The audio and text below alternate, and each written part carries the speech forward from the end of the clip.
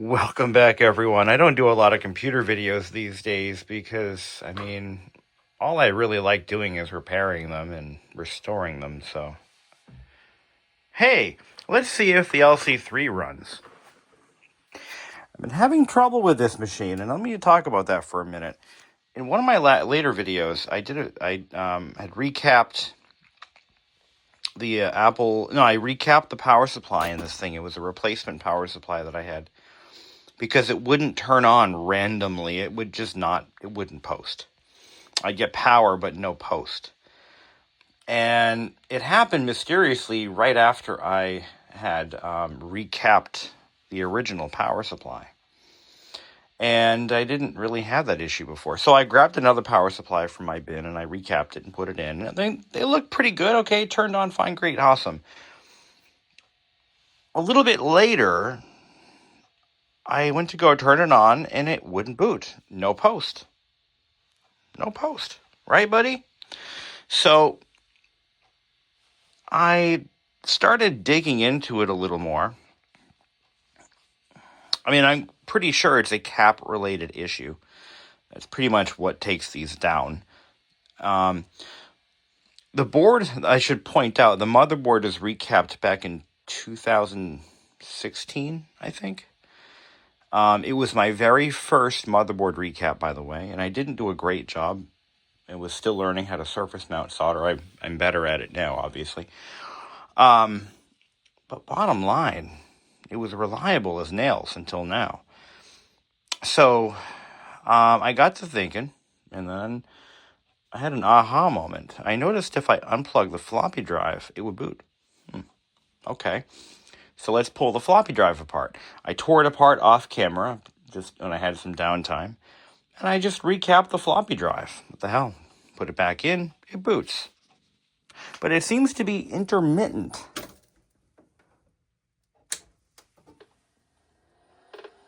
Okay, it's booting. I also cleaned the VRAM and the RAM slot and boards, contacts. Cleaned them up, and that didn't seem to make a difference. So I think I might have been onto something with that floppy drive. But the question is, does the floppy drive even work now? So before we really get into the video at hand, which is kind of cool, really cool, why don't we take a look at that little Mac and see. Let's just pop in this style writer disk. Oh, Jesus, I almost tripped over you, buddy. Don't do that to me. The LC2s, LC3s are machines that are really one of my favorites of the early Macs. I think they are the sexiest, the most gorgeous of the early Macs. And I don't like these microphones. I don't know why I put one on here. I had it in the box. I'm like, I'll put it on. What the hell? But they're just gorgeous machines. Am I right or am I right? Look at that thing. Early 90s. I grew up in the 90s, okay? I'm a 90s kid. I was born in the mid-80s. Kind of grew up in the 90s. And these were just gorgeous machines. It's like they took the Apple IIgs and they made it better. The Apple IIgs was designed in the mid-80s, right around the time I was born. And 85, 84, I was born in 84. So, I think these were released in 86, 87. And they took and they improved upon the styling of the 2GS. And this is what they came up with. That's why I have these side by side, by the way. They're both what you would call Snow White machines, okay? That was the design language. That was the style in those days. But seriously, one of the most gorgeous of the vintage Macs. Yeah, it looks like it's working. So maybe recapping the floppy drive actually fixed it. Wouldn't that be something? But I did put out an APB for a motherboard for it. I'm still thinking about getting another board and then doing a better job. I didn't do a great job. My surface mount soldering skills were not great back in 2016. They were actually quite terrible. But I'd like to go ahead and and have a second shot at doing one. I did, so far, just so you all, just to recap, this machine, the system unit, the floppy drive, and the power supply have been recapped. I'm looking at finding a kit for the display, or I'm just going to have to go ahead and do my own exploratory surgery. Either way, we're going to be doing the display. The 2GS, system unit, power supply, yeah. So the logic board and the power supply have been recapped. I have ordered a cap kit for the display. We'll be doing that one very soon. We'll be doing the floppy drive. All 4 of those floppy drives, they will all be redone. The Apple II Plus. So the Apple II Plus, the display was what needed the recap initially. So I recapped the entire display with what I had on hand. And I then went ahead and I bought a cap kit for the power supply. Took care of the Rifa cap. There were 2 of them, actually. And also did both floppy drives. So pretty much a complete comprehensive cap job. Also did the controllers. There were a couple of caps in the controllers that I replaced. So we're working through the collection. My Contora, which is what I'm using for this video, has also been fully recapped. Display and motherboard, power supply. I'm making my systems bulletproof for the next 10 years, at least. So today's video, there is a game that my parents had got me for our brand new Tandy 1000 HX way back in 1990. And the game is called Speller Bee. Now, Speller Bee is it's a game for children. And I was a 5-year-old kid. And they wanted me to have, every advantage that a kid in the 90s should have, right? That being a computer at home. Unfortunately, my parents were relatively broke, so we couldn't really afford to buy all the software, the printer, the accessories, all the nice things that go with a new family computer of the time, of the era. And no shade to my parents, they really tried. But they did buy a couple of games, and they bought me Speller Bee. Now, Speller Bee is from First Byte, copyright 1989. I actually have the Apple IIGS version. As an aside, I have the 2GS version. I was actually able to find very quickly, but the PC version. Now, there's a Commodore version. There's an Apple II version. I think there's even a Mac version. The PC version, which is designed to take advantage of the Tandy's advanced graphics. They're a little better than CGA. The Tandy version, or the PC version, I could not find. In fact, I've been looking for this game for nearly 30 years. The original copy went bad when I was about 6 years old. I only played this game once or twice.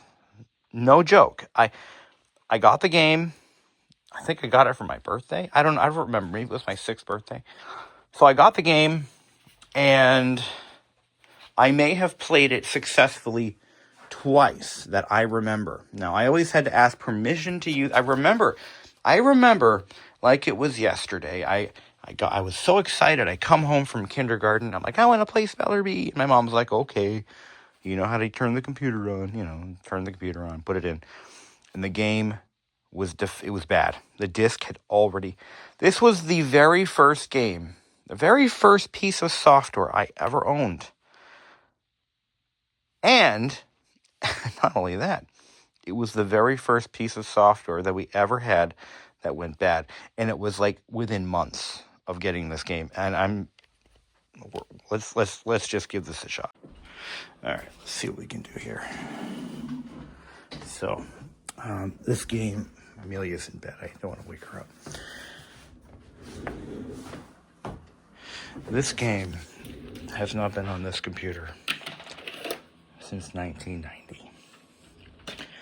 And I've been looking for this game, and I finally found a copy of it. I'm going to put a link to it in the video description. So if you want this. Now what I had to do is I had to put the game onto I had to copy the entire image file onto a 1.44 meg disk. I did it on my Mac. And then I moved that over. I actually ran the installer on my Compaq Contora.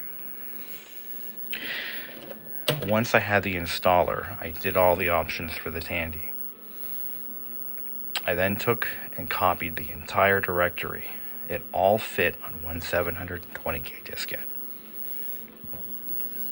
So what we're going to do now, let's see, what do we have for a directory structure here? So this will be so cool. I think I have a games folder. I'll put it in games.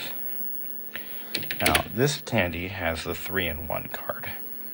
So it has a virtual hard disk. This is not a factory option.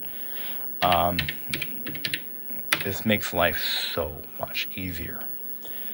Don't know if the 3-in-1 cards are still available. So if you don't have one, you'll have to do some research to find one. But I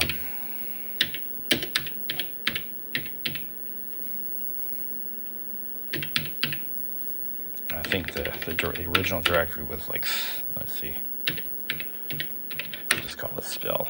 Oh, I already made a directory. Well, what's in there? What's in there? Okay. All right. So this is the actual. I already did this. Okay. So we could just go ahead and clear that out. All right. Okay. Yeah, we're happy there.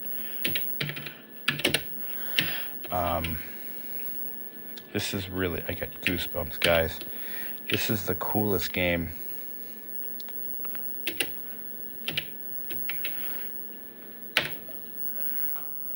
Because it uses speech, which is, to have a game that speaks to you in 1989 when it came out was just mind-blowing. And what's amazing is it doesn't require a sound card.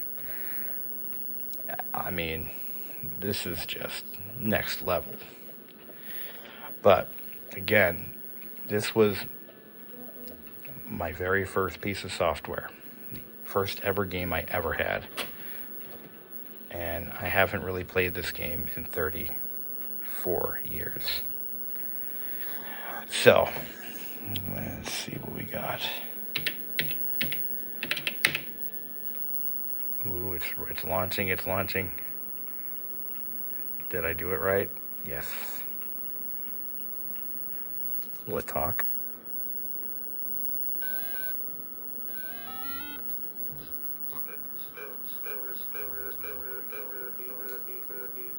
Okay.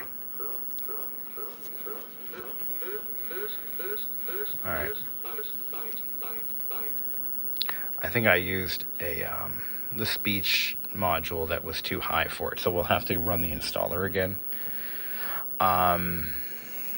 Let's go. Oh, mouse is already configured.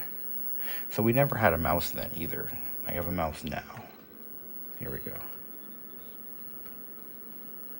Yeah, baby. This is it, guys. It works. Oh my God. Let's see if my 40-year-old brain can actually make sense of this game. So this game actually looks different depending on what platform you're on. The date is wrong. So depending on the platform you're running it on, whether it be Mac, Apple, PC, DOS, or Tandy graphics, the Apple II version has a red background. It's not as nice. Then again, I always keep finding the 2GS to be kind of lacking in many ways. Let's see what we got here.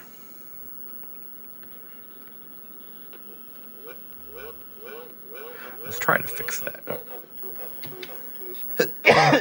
Let's try to fix that.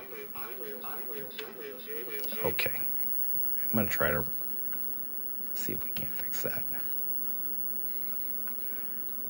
Yeah, let's get rid of this.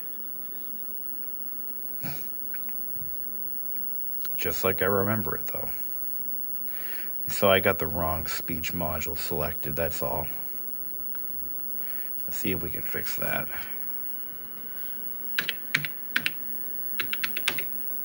Is there a setup? There's an install. All right, see if we can run that. Oops. But I know now that I know it'll run.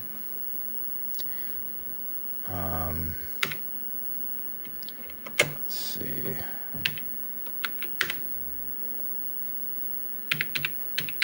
Now that I know it'll run, all I've got to do is rerun the installer using a different. Yeah, I have to use the original source material. But now that I know it runs, let's try to fix that. All right. I'm actually running the Contora on battery power because I actually want to take this on a trip with me to Florida. I want to use this on the airplane and actually try to play SimCity on it. I could bring this one or the LTE, but I want to bring this one because it's the oldest of the two, and I think it'd be funnier. See somebody on the plane, like, what on earth is that? But then again, I'm also reconsidering because we only have so many carry-ons, and I'm not going to take this. I'm going to bring my Kindle or something. I don't even know if that Kindle still works. I should figure that out. But I'm gonna tell you, once you get the disk image, you decompress the disk image to a 1.44 meg floppy disk. Where's my phone stand? There it is. Decompress it to a 1.44 meg diskette.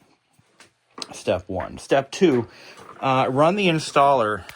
Now this is easier said than done because I happen to have a lot of period correct and older machines just kicking around like this Contora here.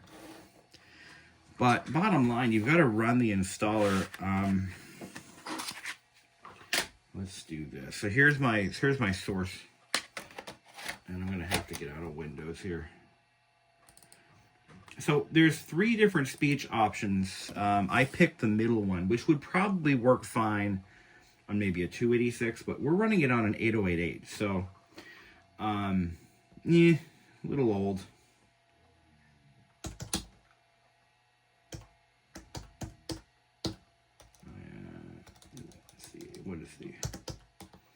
What is the directory called? Now it runs beautifully on the. Let me show you guys how it runs on this. We got First Byte, I think is the name of the full. First Byte. Here's what we got to do. I'm gonna demonstrate this for you. Remember, we don't have a sound card.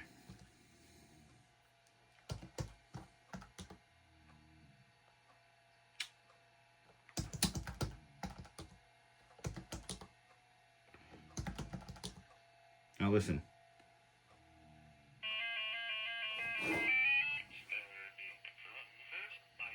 It's pretty clear, pretty concise. So here's what we're gonna do.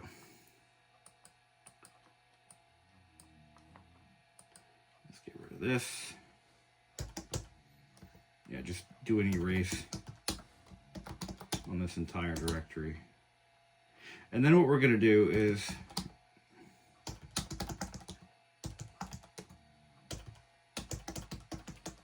we're going to remove all traces of it. I think del tree is the command that I wanted to use. Anyway, I'm going to run the installer again.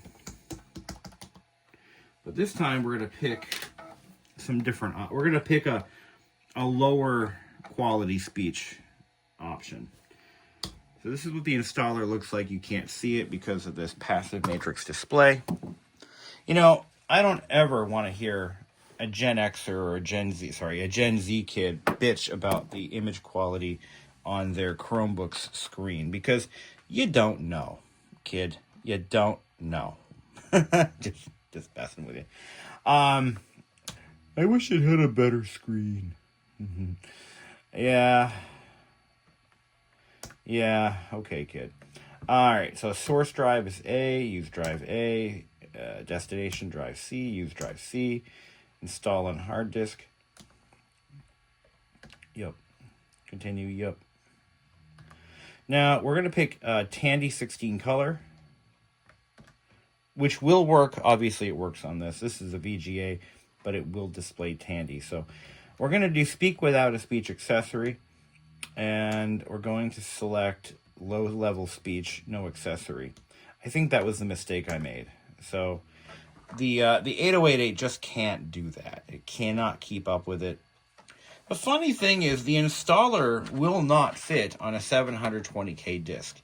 Now, the copy that I had growing up, it was, if I recall, one 720K floppy. So this, I think, was a different version. This one was probably a bit newer, and it was shipped on a 1.44. But, that having been said,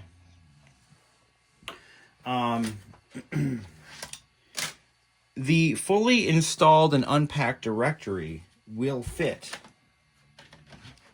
on a 720K disc.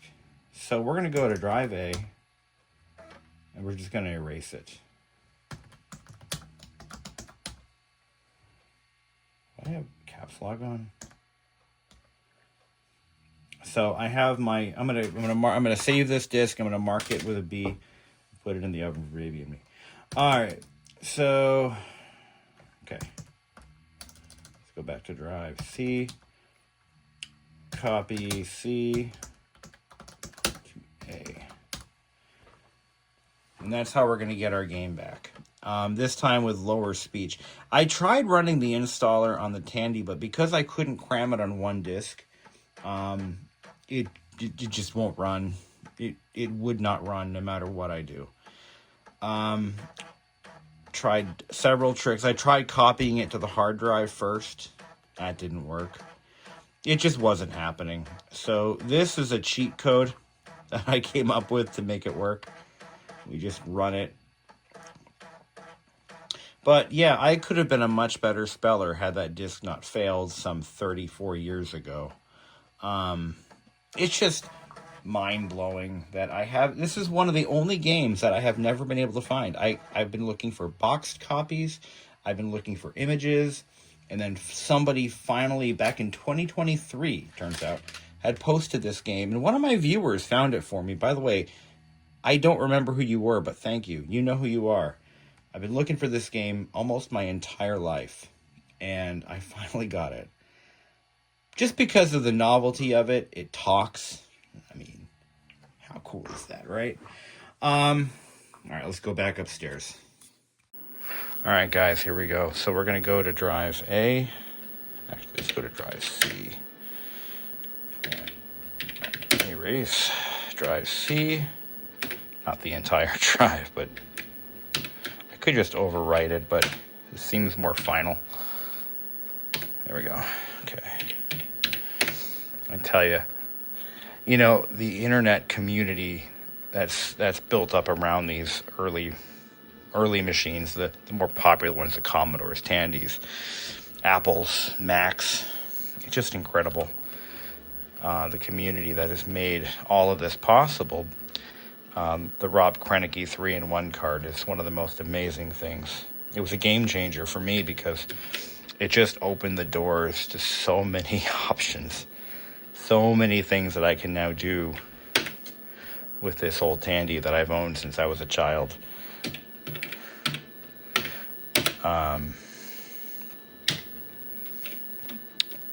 Here we go. I pretty much have everything. Oh, so now we're talking about recap work. So the power supply, the logic board, the floppy drive. Yes, the floppy drive. All recapped. The printer has been recapped. Found some real nasty caps in that printer, by the way. They were so bad. They were leaking electrolyte. I didn't even know it. And thank God I had it apart, because it would have self-destructed had I not known that. Here we go. see what we get.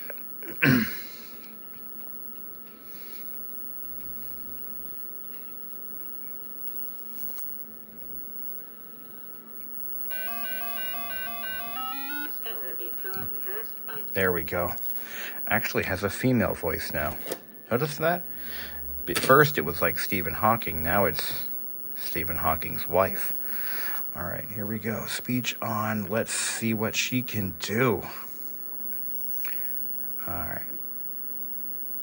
I'm gonna do spell it. This will be a great game, by the way, for my niece and nephew should they ever visit. Spell it. I'll do speller bee lists. So you can do your own word lists. I think I can face a challenge. Here we go. I bet you I can do it.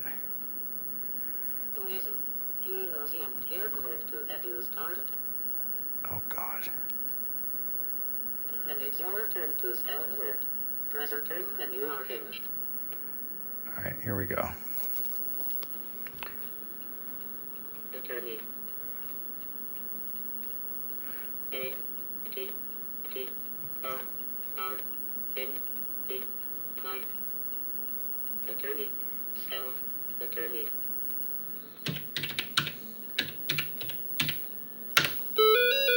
Shit. That's a little loud.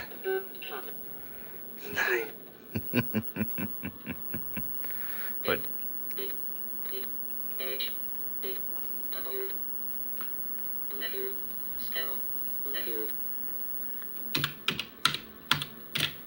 oops.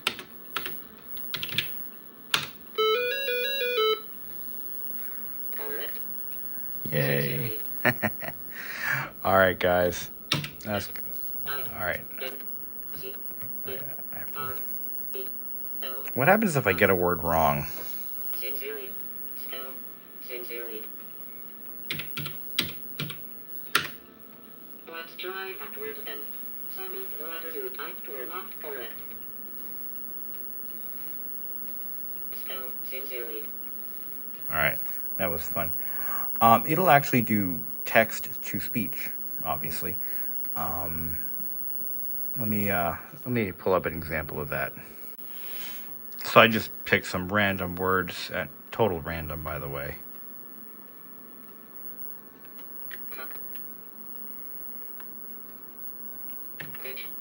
All this power on an 8088 processor, my friends. This is crazy. No sound card, no high-end graphics. I mean, okay. In the context of today's technology, this is like a fancy calculator. But in 1989, when all this equipment was relatively modern, this was actually pretty cool. You just had to be alive back then. I mean, you just had to grow up with this stuff. And I mean, computers prior to this, you know, the Apple II, the Apple IIe, you know, the Commodore 64, they just, you know, they just didn't have the power. Actually, no, they kind of did. Well, the 2GS did. I have the 2GS version. Maybe we should demonstrate that. It kind of sucks.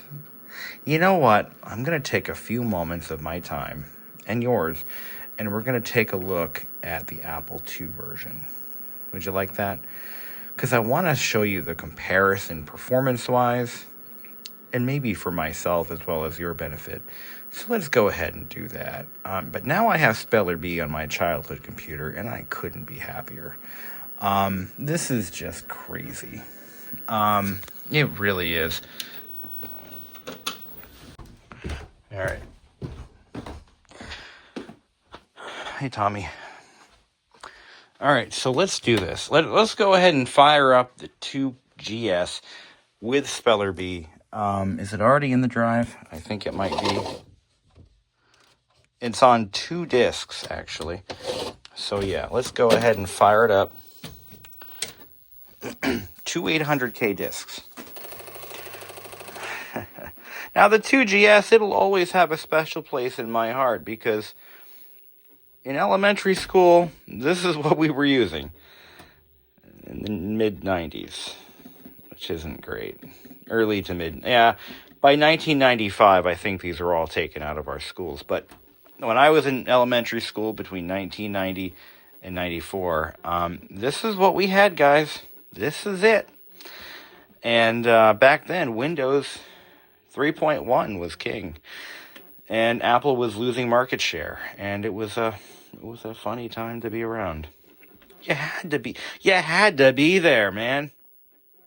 If you weren't there, you weren't there. But let's go ahead and see how Speller Bee works. Now, in all fairness, or unfairness, this is weird.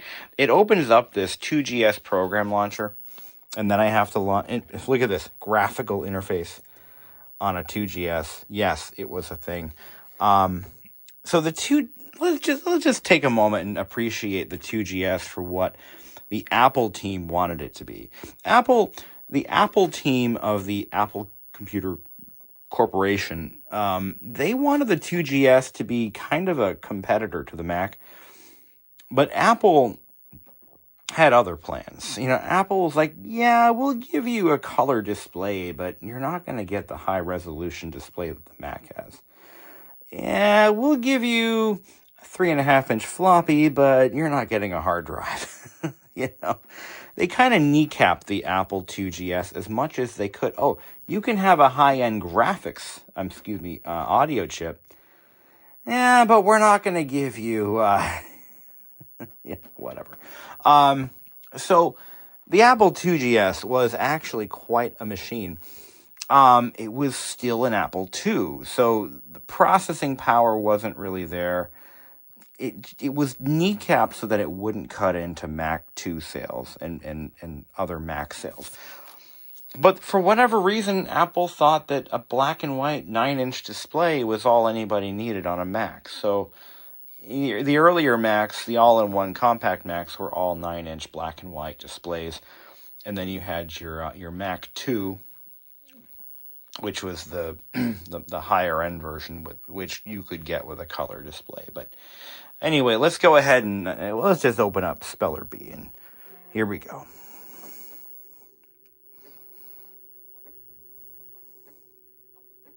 So you just experienced it on a clumsy old 8088 PC.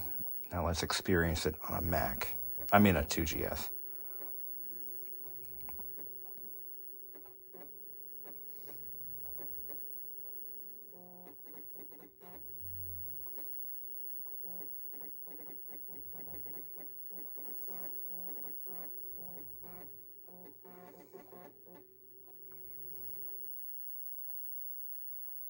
Okay. I want to point out a few things. See, already we're looking at an image that's better audio quality though. So we have we have the Stephen Hawking voice again. But it's not the color palette isn't the same. But the gameplay is the same. But you can see totally different color palette. Slightly different interface. Let's see.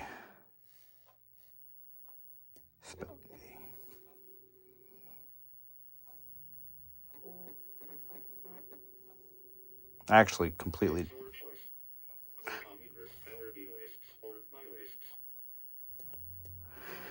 Another funny thing with the Apple 2GS, the volume control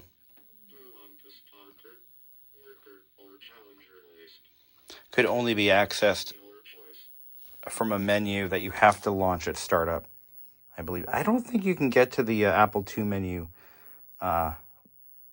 Maybe you can. I don't remember the key combination to get to it.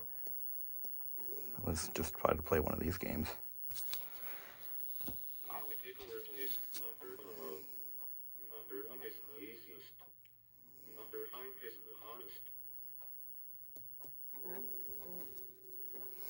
Just make this easy, just get through the video.